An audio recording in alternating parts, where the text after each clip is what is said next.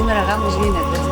Εγώ εύχομαι στα παιδιά μου και στη Δώρα μου και στο Σταύρο να είναι γεροί, δυνατοί και καλότυχοι, να είναι πάντα ερωτευμένοι και αγαπημένοι στη ζωή τους. Όλα τα καλά του κόσμου. Πάνω απ' όλα ευτυχία, υγεία, να περάσουν και άλλες όμορφες στιγμές μαζί. Χαίρομαι που παντρεύεται έναν άνθρωπο σαν τον Σταύρο που την αγαπάει και την νοιάζεται. Να έχουν την ευχή μας και των δύο γονιών τους και να είναι καλά και ο ένας να αγαπάει τον άλλον και να σέβεται τον άλλον. Τίποτα άλλο.